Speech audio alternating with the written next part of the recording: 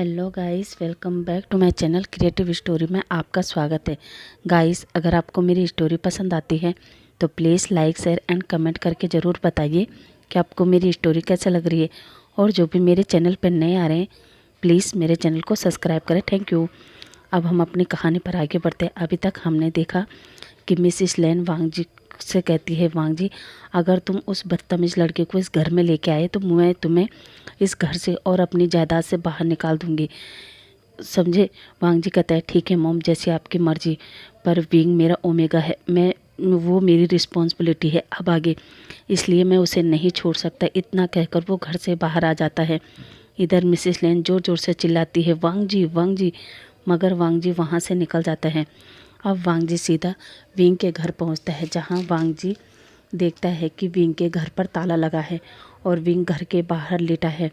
वांग जी गाड़ी से उतरकर विंग के पास जाता है तो देखता है विंग का पूरा शरीर तप रहा था, उसे बहुत तेज़ फीवर था। वांग जी उसे सीधा हॉस्पिटल ले जाता है, जहां पहुंचकर वो जियान चैन को कॉल करता है। जियान चैन वांग जी का फ्रेंड था, इसलिए चैन वहां पर आता है।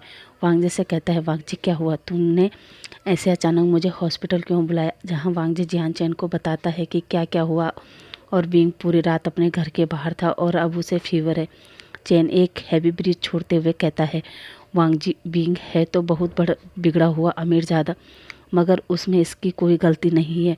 मोम ने मुझे बताया था उसके बारे में और मैंने उससे घर पर भी देखा था। मेरी उससे ज़्यादा बात तो नहीं हुई, मगर फिर भी वो मुझे दिल का बुरा नहीं लगा था। उसे समझने वाला पर्सन चाहिए जो उसे समझ सके। वांग जी कहता है हाँ चैन, इसलिए मैंने विंग से झूठ कहा कि मैं उसे 6 महीने बाद छोड़ दूंगा। मैंने सोचा था 6 महीने में वो मेरे साथ मॉम डैड सीजन का और वेंचिंग के साथ रहेगा तो वो समझ जाएगा, मगर मॉम ने उसे घर के बाहर ही निकाल दिया और साथ ही मुझे भी। जियान चैन कहता है क्या। वांग जी कहता है हाँ, और तुम मॉम को तो जानते हो ना, वो एक बार जो कह देती है उसे बदलती नहीं है। चैन कहता है हाँ, पर अब वांग जी कहता है मैं विंग को तो नहीं छोड़ सकता, इसलिए क्या तुम मेरी एक हेल्प कर सकते हो। चैन कहता है हाँ कहो क्या बात है।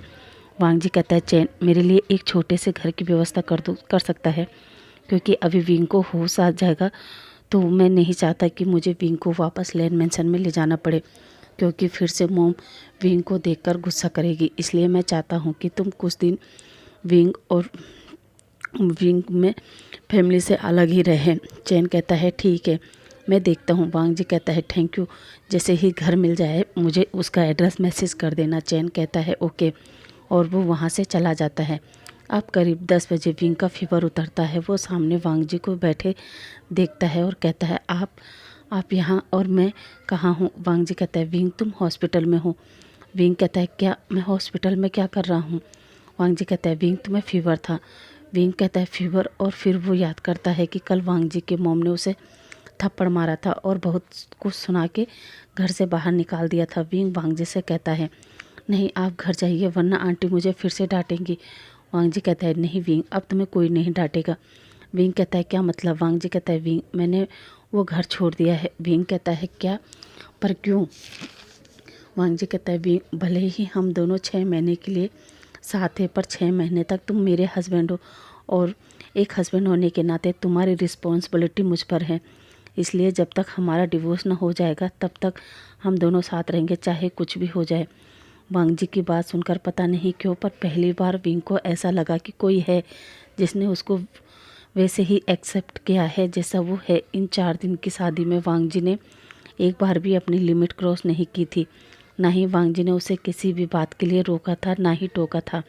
अब वांग जी विंग से कहता है विंग चलो घर चलते हैं।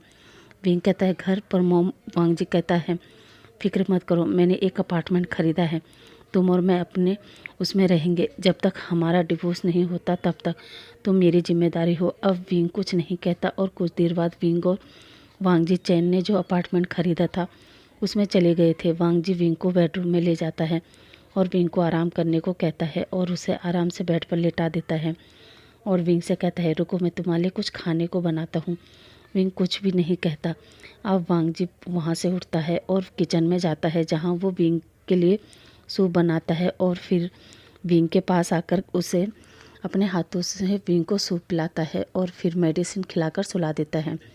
अब वांग जी बाहर हॉल में आता है और फिर काउच पर बैठकर पीछे सिर करता है और अपनी आंखें बंद करके सोच रहा था उसने घर तो छोड़ दिया, मगर उसकी मॉम ने उसे घर छोड़ते समय क्या कहा था। जहां वांग जी याद करता है कि उसकी मॉम ने उसे कहा था कि वो उसे इस घर से और अपनी प्रॉपर्टी से वे बेदखल कर देगी। वांग जी सोचते हैं मेरी मॉम ऐसा कैसे कर सकती है, मगर तभी वो कहता है वो कर सकते हैं, क्योंकि वो घर वो प्रॉपर्टी मॉम डैड ने अपनी मेहनत से खड़ा किया है और मैंने तो केवल काम किया है जिसकी मुझे मंथली सैलरी मिलती थी। भले ही वो प्रॉपर्टी मॉम डैड की है, पर उस पर मैं अपना हक नहीं जमा सकता। मुझे अपनी मेहनत से कुछ और करना होगा, पर फिलहाल मुझे अपने लिए कोई जॉब देखनी होगी। इतना कहकर वो म्या म्या को कॉल करता है और म्या म्या से कहता है म्या म्या मेरे केबिन में मेरा लैपटॉप लेकर मेरे अपार्टमेंट पहुँचो। म्या म्या कहती है क्या अपार्टमेंट? वांग जी कहता है हाँ अपार्टमेंट। इतना कहकर वांग जी अपना फ़ोन रख देता है। अब म्या म्या वांग जी का लैपटॉप लेकर वांग जी के अपार्टमेंट पहुंचती है, जहां वांग जी म्या म्या को थैंक यू कहता है। इधर तब तक कुरेन का कॉल आता है। वांग जी कॉल उठाकर कहता है जी डैड। कुरेन कहता है वांग जी तुम ऑफिस क्यों नहीं आए, और क्या अब तुम्हारा मन विंग के घर पर रहने का है? वांग जी कहता है डैड मैंने लैंड कंपनी छोड़ने का फैसला किया। ये बात म्या म्या ने भी सुन लिया था। म्या म्या अपने मन में कहती है क्या वांग जी सर अपनी कंपनी छोड़ना चाहते हैं, पर क्यों? इधर वांग जी अपने डैड से कहता है हाँ डैड मैं कंपनी छोड़ना चाहता हूँ और अपनी एक छोटी सी कंपनी खोलना चाहता हूँ। कुरेन कहता है क्या, पर क्यों? कहीं तुमने अपनी मॉम की बात को सीरियसली तो नहीं ले लिया? वांग जी तुम्हें पता है ना तुम्हारी मॉम गुस्से में कुछ भी बोल देती है। वांग जी कहता है नहीं डैड, पर मुझे एहसास हो गया है और मैंने सोच लिया है मैं अपना बिजनेस खोलूँगा। और हाँ डैड मैं विंग के घर पर नहीं हूँ, मैंने अपना अपार्टमेंट ख़रीद लिया है। कुरेन कहता है क्या? वांग जी कहता है हाँ डैड, और अब मैं आपसे ज़्यादा बात नहीं कर पाऊँगा क्योंकि विंग की तबीयत ठीक नहीं है। वो अभी अभी सोया है, मैं नहीं चाहता कि मेरी आवाज़ से उसकी नींद डिस्टर्ब हो जाए। Bye dad. इतना कहकर वांग जी फ़ोन रख देता है। इधर कुरेन कहता है क्या विंग की तबीयत ख़राब है और वांग जी यहाँ काम छोड़ रहा है? वो लड़का पागल हो चुका है, उसने अपनी मॉम की बात को सीरियसली ले लिया है। इधर म्या म्या कहती है सर आपने क्या कहा, आप लैंड कंपनी को छोड़ रहे हो? वांग जी कहता है हाँ, और हाँ अब तुम जा सकती हो। आज के बाद तुम मेरी सेक्रेटरी नहीं हो, इसलिए मैं गगन से बात कर लूँगा, वो तुम्हें जॉब पर रख लेंगे। म्या म्या कहती है पर क्यों, आप अपनी कंपनी क्यों छोड़ रहे हो? वांग जी कहता है क्योंकि मैं अपनी कंपनी खोलना चाहता हूँ। म्या म्या कहती है क्यों सर, ऑलरेडी आपकी इतनी बड़ी कंपनी है, फिर क्यों? वांग जी कहता है म्या म्या फर्स्ट ऑफ ऑल वो मेरी कंपनी नहीं है, मेरे डैड की कंपनी है। म्या म्या कहती है हाँ सर मैं मानती हूँ कि वो आपके डैड की कंपनी है, पर उस कंपनी पर आपका भी हक है। वांग जी कहता है नहीं म्या म्या वो मेरे डैड की कंपनी है और उस पर मेरा हक नहीं है, और म्या म्या मुझे लगता है अब तुम्हें चलना चाहिए। इतना कहकर वांग जी विंग को चेक करने के लिए कमरे में चला जाता है। इधर म्या म्या वांग जी की तरफ देखती है कि वांग जी अचानक अंदर क्यों चला गया। म्या म्या भी वांग जी के पीछे जाती है तो देखती है वांग जी विंग के फोरहेड पर हाथ लगाकर चेक कर रहा था और उसे ब्लैंकेट दे रहा था। म्या म्या कहती है विंग, पर विंग यहाँ क्या कर रहा है? अब वांग जी बाहर आने को होता है, तब तक म्या म्या वांग जी के अपार्टमेंट से निकल कर बाहर आ जाती है और लिफ्ट में सोचती ये विंग वांग जी के साथ क्या कर रहा है। उसकी वजह से कल वांग जी को इतनी डांट सुननी पड़ी और सर ने ये बात अपने डैड को भी नहीं बताई, और आज वांग जी फिर विंग की केयर कर रहा है। आखिर इन दोनों के बीच क्या चल रहा है? कहीं विंग मेरे वांग जी को मुझसे छीन न ले। उससे पहले मुझे पता करना होगा कि आखिर इनके बीच में चल क्या रहा है। अब वांग जी अपने लैपटॉप पर काम करने लगता है। इधर विंग सो रहा था और म्या म्या सोच में पड़ी थी। अब हम सीन कट करके लैंड मैंसन का सीन देखते हैं, जहाँ कुरेन लैंड मैंसन में वापस आता है और काउच पर बैठ जाता है और मिसेस लैन के आने का इंतज़ार करने लगता है। थोड़ी देर बाद मिसेस लैन वापस आती है और कुरेन को देखकर कहती है कुरेन तुम आ गए। कुरेन गुस्से में कहता है हाँ आना ही पड़ा। कुरेन के मुंह से इस तरह की बात सुनकर कहती है आना ही पड़ा का क्या मतलब, और आज तुम्हारा मूड सही नहीं लग रहा है, क्या बात है? कुरेन कहता है लेनी ये तुम पूछ रही हो कि क्या हुआ? लेनी कहती है कुरेन क्या बात है? कुरेन कहता है हमारे वांग जी ने ये घर और अपना बिजनेस दोनों छोड़ दिया है। लेनी कहती है क्या, पर क्यों? कुरेन कहता है हाँ ये बात तुम कह रही हो, अरे सुबह तुमने ही तो कहा था उसे घर से जाने के लिए और उसे अपने प्रॉपर्टी से निकालने के लिए, इसलिए वो तुम्हारा घर और तुम्हारी प्रॉपर्टी दोनों छोड़कर चला गया है। जब अब खुश हो जाओ तुम। लेनी कहती है पर वो ऐसे कैसे कर सकता है, इतनी सी छोटी बात के लिए घर कौन छोड़ सकता है। कुरैन कहता है इतनी छोटी सी बात, हाँ तुम्हारे लिए ये तो छोटी सी बात होगी क्योंकि तुम्हारी नज़र में वो सही है जो तुम्हारी बात मानता है, और जो नहीं मानता है उसे तुम थप्पड़ मारकर घर से निकाल देती हो। लेनी कहती है मतलब क्या है तुम्हारा। कुरैन कहता है हाँ तुम ठीक समझ रही हो, पता है तुम्हारी वजह से विंग की तबीयत ख़राब है और तुमने उसे घर से निकाल दिया, और वांग जी उसे लेने गया था तो तुमने भी उसे कह दिया कि वो इस घर में नहीं आए। लेनी कहती है पर मैंने तो विंग को इस घर में लाने को मना किया था, वांग जी को नहीं। कुरैन कहता है लेनी तुम जानती हो तुमने विंग को इस घर में लाने को मना किया है तो भला वांग जी उसे छोड़कर क्यों आएगा, वो उसका हस्बैंड है, वो भला विंग को कैसे छोड़ सकता है। पर कुरैन विंग इस रिश्ते को नहीं मानता है, और वांग जी ने भी खुद कहा है था कि 6 महीने बाद वो विंग को डिवोर्स दे देगा। कुरैन कहता है लेनी 6 महीने बाद, इसका ये मतलब है कि 6 महीने तक वो दोनों हस्बैंड एंड हस्बैंड है, और अभी विंग वांग जी की जिम्मेदारी है, रिस्पॉन्सिबिलिटी है।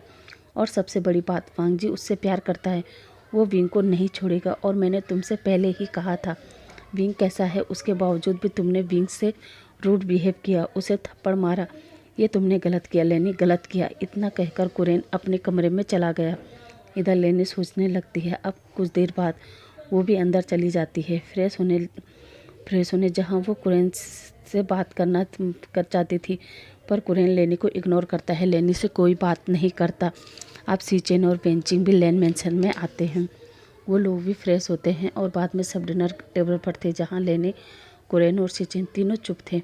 इधर बेंचिंग देखती है कि आज का माहौल कुछ अजीब है और आज वांग जी भी घर नहीं आया है, क्या हुआ है। अब वो लोग डिनर करते हैं और फिर अपने अपने बेडरूम में जाते हैं, जहाँ बेंचिंग अपने बेडरूम में जाकर बेड पर बैठते हुए कहती है सीचेन कहता बेंचिंग कहती है सीचेन क्या कुछ हुआ है। सीचेन कहता बेंचिंग कहती है क्या। सीचेन कहता है वांग जी ने घर और कंपनी दोनों छोड़ दी है। बेंचिंग कहती है क्या, पर क्यों। सीचेन कहता है तुमने सुबह सुना नहीं था मॉम ने क्या कहा था और किया क्या था। बेंचिंग कहती है इसका मतलब वांग जी ने विंग के लिए घर छोड़ दिया। सीचेन कहता है हाँ बेंचिंग कहती है तो अब वांग जी कहाँ है, विंग के घर पर। सीचेन कहता है नहीं, वांग जी ने अपने और विंग के लिए एक छोटा सा अपार्टमेंट खरीदा है। बेंचिंग कहती है क्या तुम मिले वांग जी से। सीचेन कहता है नहीं, पर सोच रहा हूँ कल जाकर मिलूँ। बेंचिंग कहती है ठीक है, फिर कल शाम को हम दोनों साथ चलते हैं। सीचेन कहता है ओके, कल मैं तुम्हें पिक कर लूँगा। बेंचिंग हाँ में जवाब देती है। अब अगली मॉर्निंग विंग की आँख खुलती है। अब उसका फीवर ठीक था। वो कमरे में देखता है वांग जी नहीं था। विंग उठकर बाहर आता है तो देखता है वांग जी काउच पर सो रहा था। विंग वांग जी को देखता है, पता नहीं क्यों, पर विंग वांग जी को दूर से देख रहा था और उसके फेस पर एक स्माइल थी। अब विंग अंदर से एक बेडशीट लाता है और वांग जी को उड़ा देता है। वांग जी भी बेडशीट अपने ऊपर खींच लेता है। अब विंग किचन में जाता है और अपने लिए कॉफ़ी बना रहा था, मगर अचानक उसके हाथ में गर्म पानी गिर जाता है और वो ज़ोर से चिल्लाते हैं, जो सुनकर वांग जी की नींद टूट जाती है और वो किचन में आता है और कहता है विंग क्या हुआ, और उसका हाथ पकड़ता है जहाँ गर्म पानी पड़ने से रेड हो गया था। वांग जी गैस बंद करता है और विंग को किचन से बाहर लाता है और विंग से कहता है ये हाथ कैसे जला। विंग कहता है वो मैं कॉफ़ी बना रहा था और अचानक गर्म पानी गिर गया। वांग जी फटाफट फ्रिज से आइस लाता है और विंग के हैंड पर रब करने लगता है। विंग कहता है आउच, इससे और ज़्यादा जल रहा है। वांग जी कहता है ओके, मैं ऑयलमेंट देखता हूँ, और वो डोर चेक करता है तो उसे ऑयलमेंट मिल जाता है और वो फटाफट विंग के पास आता है और विंग के हाथ पर ऑयलमेंट लगाने लगता है। लगाते हुए कहता है तुम्हें कॉफ़ी पीना था, तुमने मुझे बताया क्यों नहीं, मैं तुम्हारे लिए कॉफ़ी बनाता। अब देखो ना तुम्हारा हाथ कितनी बुरी तरह जल गया, मुझे तो डर है कहीं निशान न पड़ जाए। वांग जी ये कहे जा रहा था और विंग वांग जी को देखे जा रहा था, क्योंकि आज से पहले इतनी केयर विंग की किसी ने नहीं की थी, ना ही उसके डैड ने और ना ही उसके फ्रेंड ने। विंग को बचपन में चोट लगती थी तो सर्वेंट उसकी मरहम पट्टी करते थे, बिना ये एहसास किए कि कहीं विंग के घाव में जलन तो नहीं हो रही। और विंग के डैड तो कभी पता ही नहीं होता था कि विंग को चोट लगी है। वो तो जब कभी विंग के हाथ पैरों पर पट्टी लगी देखते थे तो हमेशा कहते थे ज़्यादा शैतानी मत किया करो, बस कभी कभी विंग से प्यार से कभी विंग से प्यार से भी नहीं पूछा कि बेटा ये चोट कैसे लगी। विंग यही सोच रहा था और अचानक उसकी आंखों से एक आंसू गिर जाता है जो सीधा वांग जी के हाथ पर गिरा था। वांग जी को देखकर विंग की तरफ देखता है और कहता है, सॉरी विंग, क्या ज़्यादा जलन हो रही है। विंग नाम में सिर हिलाता है। वांग जी कहता है, फिर तुम रो क्यों रहे हो, और विंग के आंसू को साफ करता है और कहता है, तुम बैठो, मैं तुम्हारे लिए कॉफ़ी बना कर लाता हूँ।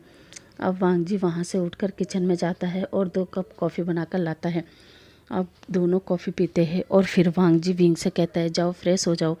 विंग हाँ में इशारा करता है और वॉशरूम में चला जाता है। वांग जी तब तक सारे पिलो वगैरह सही करता है और विंग के लिए और अपने लिए ब्रेकफास्ट बनाता है। अब वांग जी ब्रेकफास्ट बनाने के बाद खुद भी फ्रेश होने चला जाता है। अब कुछ देर बाद विंग और वांग जी ब्रेकफास्ट टेबल पर बैठे थे। दोनों ब्रेकफास्ट करते हैं। अब वांग जी विंग से कहता है, मैंने तुम्हारे लिए लंच बना कर रख दिया है और मैं ऑफिस जा रहा हूँ, अब तुम आराम करना, ओके। विंग हाँ में सिर हिलाता है। अब वांग जी उस अपार्टमेंट से बाहर निकल जाता है और वो उन सभी कंपनियों में जाता है जहाँ उसने रिज्यूम दिया था। मगर जैसे ही वो लोग वांग जी का पूरा नाम सुनते हैं तो वो सब वांग जी से कहते हैं, सॉरी सर, पर आप मजाक क्यों कर रहे हैं। आप तो इतने बड़े बिजनेसमैन के बेटे हो और आप हमारे पास नौकरी करना चाहते हो। सॉरी सर, पर हम आपको जॉब नहीं दे सकते। अब वांग जी सुबह से शाम तक कंपनियों का चक्कर काटता है मगर वांग जी को कोई जॉब नहीं देता, क्योंकि वांग जी जितनी भी कंपनियों में गया था वो सारी कंपनी कहीं ना कहीं लैन कंपनी से जुड़े थे और वो वांग जी को जॉब देकर लैन कंपनी की नज़र में नहीं आना चाहते थे। अब वांग जी शाम को काफ़ी थका हुआ था। वो अपने अपार्टमेंट में जाता है जहाँ वो देखता है कि विंग घर पर नहीं था। वो विंग को कॉल करता है और विंग से पूछता है कि वो कहाँ है। विंग जवाब देता है कि वो मॉल में है। वांग जी कहता है, ओ तुम घर कब तक आओगे। विंग कहता है, बस आ ही रहा हूँ।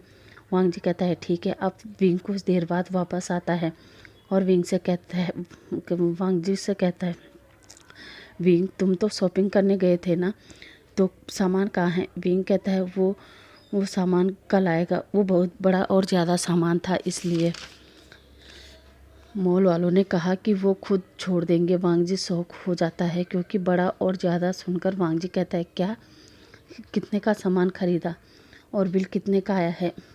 विंग वांग जी को स्लिप पकड़वा देता है जिसमें अमाउंट लिखा था 1 करोड़। वांग जी कहता है, क्या 1 करोड़ का सामान, और फिर चेक करता है जिसमें ब्रांडेड शूज़, ब्रांडेड घड़ी, ब्रांडेड मेकअप, कपड़े, यहाँ तक कि वांग जी के लिए भी शूज़, घड़ी, कपड़े, वॉलेट और घर के लिए भी कुछ गैजेट और साथ ही एक रोबोट भी, जो केवल सुबह विंग को और वांग जी को प्यार से जगाएगा। उसके लिए उसने एक चलता फिरता रोबोट खरीदा था जो देखकर वांग जी शौक हो जाता है और वांग जी सोचता है 1 करोड़ रुपए वो कहाँ से पे करेगा, क्योंकि उसके पास अब इतने पैसे नहीं थे। वांग जी की जो सेविंग थी उसमें उसने ये अपार्टमेंट खरीद लिया था और जो थोड़ी बहुत सेविंग है वो उसने अपने बिजनेस के लिए बचाया है और डेली खर्च के लिए वो जॉब की तलाश कर रहा है। और रहा विंग की प्रॉपर्टी का, तो वांग जी विंग के पैसे नहीं लेना चाहता था। वो विंग की हर ज़रूरत को अपने दम पर पूरी करना चाहता था। इसलिए वांग जी तुरंत मॉल में कॉल करता है और केवल विंग ने जो अपने लिए ऑर्डर किया था वही लाने को कहता है। बाकी जो विंग ने वांग जी के लिए और वो रोबोट खरीदा था उसे वापस कर देता है। अब विंग अपने बेडरूम में सो गया था। वांग जी जो बाहर बैठकर अभी भी लैपटॉप में और कंपनी सर्च कर रहा था और अब वांग जी भी थक गया था और वो भी कब सो जाता है उसे पता ही नहीं चलता। अब अगली मॉर्निंग विंग उठता है और कॉफ़ी बनाता है। अब विंग कॉफ़ी लेकर वांग जी के पास जाता है जहाँ विंग लैपटॉप पर कुछ कंपनी के नाम देखता है, पर वो उसे इग्नोर करके वांग जी को उठाता है और कॉफ़ी देते हुए कहता है, लो कॉफ़ी। वांग जी विंग को थैंक यू कहता है। अब विंग अपना फ्रेश होने चला जाता है और वांग जी अपना ब्रेकफास्ट तैयार करने लगता है। अब वांग जी ब्रेकफास्ट करने के बाद फिर से वांग जी जॉब की तलाश में निकल जाता है मगर वांग जी को आज भी कोई रिस्पॉन्स नहीं मिलता। इसलिए वो अपने फ्रेंड जियान चैन को बुलाता है और वांग जी उससे बात करता है, जहाँ वांग जी जियान चैन से कहता है, चैन, इस शहर में कोई भी मुझे मेरे नाम की वजह से जॉब नहीं दे रहा है। अब पता नहीं मैं कब तक सरवाइव कर पाऊँगा, क्योंकि मेरी जितनी भी सेविंग थी वो मैंने उस अपार्टमेंट को ख़रीदने में और थोड़ा सा बिजनेस के लिए रखा है, पर हमारा डेली का खर्च, विंग के खर्च को मैं कैसे पूरा करूँगा। चैन कहता है, विंग का खर्च, क्यों, वो तो इतना रिच है, वो खुद को यहाँ तक कि तुमको भी सपोर्ट कर सकता है। वांग जी कहता है हाँ सपोर्ट तो कर सकता है, पर कब तक चैन। चैन कहता है क्या मतलब।